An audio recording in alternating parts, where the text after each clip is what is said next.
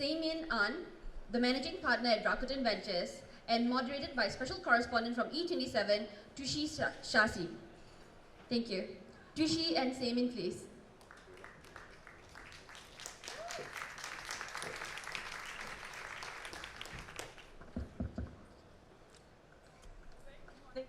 Very good morning to all of you.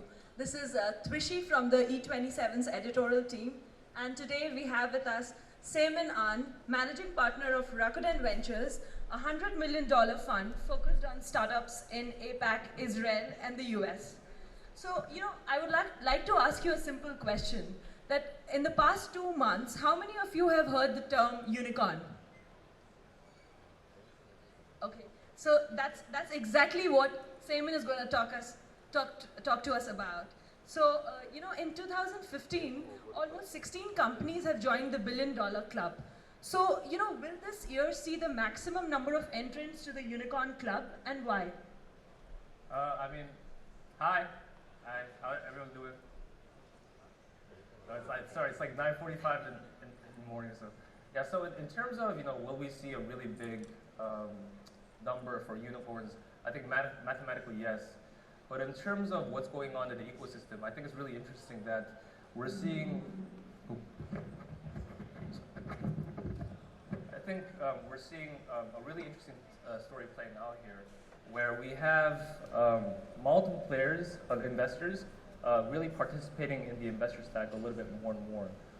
I say this with a lot of humor, but Snapchat was invested by Fidelity, right? And Snapchat, for half of its lifespan, has been known for dick pics. Nobody laughs. Okay. But again, we're entering a very different stage where the investor participation is becoming very splintered and very segmented. And in this perspective, a lot of liquidity is available for the promising startups. So in that perspective, yes, I think we will see a consistent rise in companies that go over $1 billion of valuation just because of the massive liquidity and the kind of changing dynamics of the conversations with the founder and investor. So, I would also like to know about why are companies taking so long to go to the public market these days? They're getting really lazy, I'm sure. But I think, as inferred before, what's also happening right now in the public marketplace is companies go public because they want to actually gain access to larger liquidity. But as mentioned before, because liquidity is readily available in private sectors, people are gaining more and more of that, idea that maybe I don't have to go public to grow my company even larger. But what's really interesting is that with that, you have a strong pressure for those investors to actually put more pressure on the founders to perform. So the money going into the private sector in these VC asset class is not the same that goes into the public markets. They have very, very different expectations about how this money will perform. So, one way that I actually, try to illustrate this is if you look at Uber, right? Uber right now in China is paying more than, I think, 3x the median income of a normal taxi driver, right? If they try to do this in public markets, they get ripped apart, right? But because they're in private sectors, they're able to do this and manifest growth because, again, because they've been able to create the actual supply and create good demand, liquidity is actually formed. So in this perspective, not only is private money a little bit more easier to get, but at the same time, there are dualistic pressures of how investors have to make the founders perform and show that to their LPs. Okay. So, how can VCs fund and farm these unicorns? For me, I'm in the school of we shouldn't farm unicorns, and they should come out very, very organically. When I travel to the U.S. very, very often. I go to not only Silicon Valley, I go to Austin, Texas, I go to Boulder, Colorado, I go to Seattle, I go to New York. And if you look at the overall terminology of unicorns, they're not really used outside of Silicon Valley. A lot of people outside of Silicon Valley are very, very much concerned about building a solvent and stable business. It's not about how can I get my company up to the paper valuation of $1 billion. And in many ways, the articulation behind this is that I see in the US a lot of times the $1 billion valuation is a symptom of a potential and growing company. But at the same time, if you look at a lot of the Asian startups, they try to see it as more of a final goal point of where they should be as a company. Okay. So do you think that the rising valuations can eventually lead to a tech bubble? No, there is no bubble. You have not seen anything and heard anything. This crowd is really tough, I guess. But I think the bubbles that we've seen in 2008 and the coming 2012s and whatnot is very different from what we actually are seeing right now. As mentioned before, the overall vertical specific investments that are happening are indeed very, very large, but they're also in the aspect of investors that are much more educated about their investments. If you look at what happened, 5 or 8 years back, the LPs, the financial investment institutes, would actually manifest their investments through venture capital arms.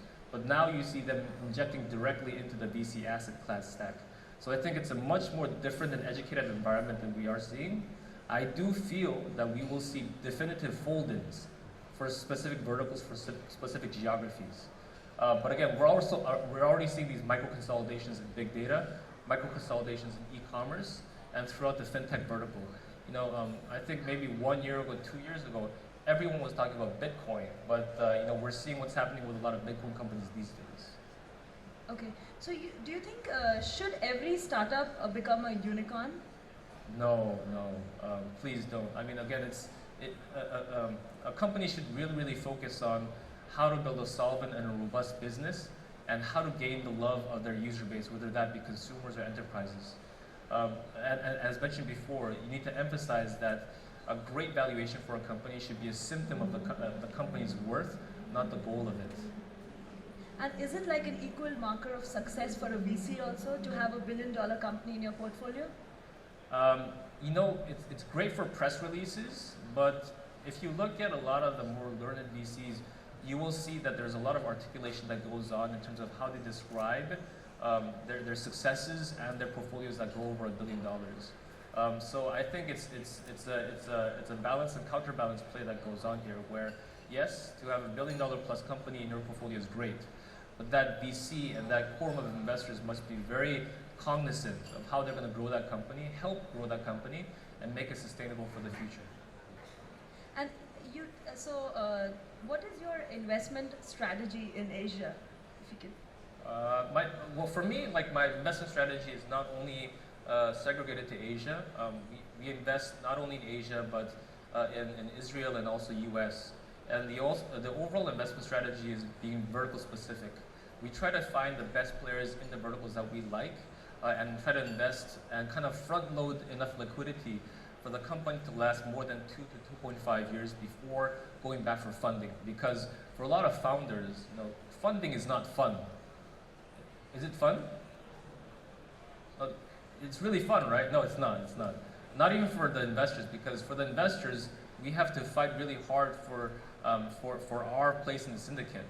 So for us, the most important part about our investment philosophy is that if we see a company, we want to inject it with enough liquidity so that the company can last for more than 2.5 years, again, before going back for or follow-ons for other investors. And what is your advice to the startups who think of becoming unicorns? Again, for me, if I'm going to invest in your company, you should not think about how do I become a unicorn. You should think about how do I build a great company that will gain the love and loyalty of my customers and clients. I mean, I ask this consistently to my founders, the portfolio companies that I actually work with, is what is your idea of success, philosophically and quantifiably? And I'm not asking for them to give a pie in the sky 5, 7 years later. Nobody knows what's going to happen 5 or 7 years later. What I'm asking them is be much more granular about how they measure their success. And a lot of times they don't have the faintest idea, because planning your success to that granular level is very, very painful mentally. And also, planning that out, kind of thinks that, kind of makes you feel you're constricted. But it's very important for founders to do, and for founders and investors to have an understanding of what their idea of success is. Okay. And I also wanted to know about what's the difference between the unicorns in Asia and in the Silicon Valley? Great question. I mean, as mentioned before, I think it's more about the state of mind, and that I see more, I've heard more times the word unicorn in Asia in the past year than I have in the 2 years when I've been out of Asia. And it's kind of the kind of buzzword that's been actually going around trying to build your company up to some kind of valuation. What's really interesting is that if you look at what's happening in Asia, more often than not, the plus $1 billion valuation I've seen comes from corporate participation, not from traditional venture capital arm investments. And that discussion kind of arises into, hey, it's not about, if you work with a traditional commercial VC firm, the discussion would be, okay, let's talk about your metrics, your revenues, your MAUs, and how do you build that into a successful and consistent valuation story. And that discussion has changed very, very much with strategic investors, with corporate investors, just plopping down on the table and saying, hey, how much do you want for 25% of your company? And they're like, I don't know, like $250 million, and they got sold, right? So it has very, very much changed the overall discussion path of how investors have interacted with founders in the past 5 to 8 years. But again, what's really interesting is that the commercial VC firms don't take that and say, okay, we'll just lower our market entry barrier. What they also do is they play the valuation game, in that commercial VC shops are very comfortable with paying up for equity. So they will say, okay, we talked about a $200 million valuation. Let's talk about a $1 billion valuation. And a lot of times, that maintains the market entry barrier for corporate investors and strategic investors. Okay. Thank you so much, guys. Thank you, Simon. Thank you. All right, cool.